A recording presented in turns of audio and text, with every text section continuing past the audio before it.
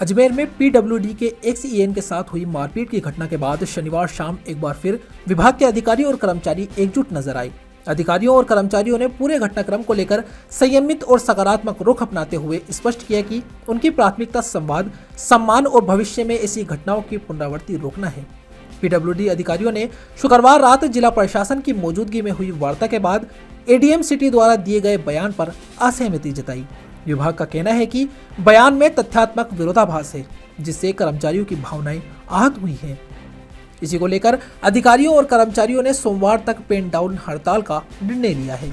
सोमवार को सभी अधिकारी व कर्मचारी जिला कलेक्टर लोकबंधु से मुलाकात कर ज्ञापन सौंपेंगे और अपनी बात शालीन तरीके से रखेंगे। गौरतलब है कि शुक्रवार दोपहर अजमेर जिला बार एसोसिएशन के अध्यक्ष योगेंद्र ओझा के नेतृत्व में अधिवक्ताओं द्वारा कोर्ट के नए भवन के बाहर स्पीड ब्रेकर निर्माण को लेकर प्रदर्शन किया गया था।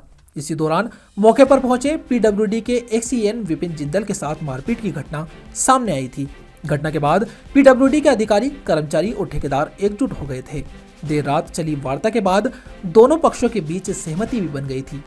पीड़ित एक्सईएन विपिन जिंदल ने कहा कि वार्ता के बाद विवाद सुलझ गया था, लेकिन मीडिया को दिए गए बयान में दोनों पक्षों की गलती बताए जाने से भ्रम की स्थिति बनी। उन्होंने स्पष्ट किया कि विभाग किसी टकराव के बजाय सच्चाई और सम्मानजनक समाधान चाहता है। पीडब्ल्यूडी अधिकारियों और कर्मचारियों ने यह भी मांग रखी कि भविष्य में इस तरह की घटनाओं से बचाव के लिए इंजीनियरिंग स्टाफ की सुरक्षा के पुख्ता इंतजाम किए जाएं। खासतौर पर महिला इंजीनियरों की बढ़ती संख्या को देखते हुए सुरक्षित कार्य वातावरण सुनिश्चित करना जरूरी है। विभाग ने भरोसा जताया कि जिला प्रशासन के साथ सकारात्मक संवाद के जरिए न केवल इस मामले का संतुलित समाधान निकलेगा, बल्कि आगे के लिए एक मजबूत और सुरक्षित व्यवस्था भी सुनिश्चित की जाएगी। खबर आई है कि किसी भी प्रकार की मारपीट नहीं की गई।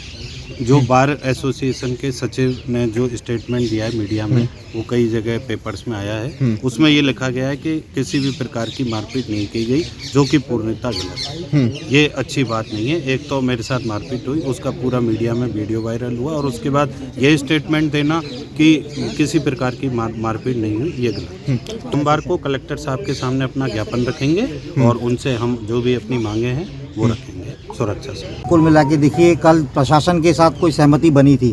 सहमति बनने के बाद जो प्रशासन की तरफ से जो वर्जन आया, उसमें कहा है गलतफहमियां हुई हैं, दोनों पक्षों की गलती मानी गई है, जबकि दोनों पक्षों की कोई गलती नहीं थी।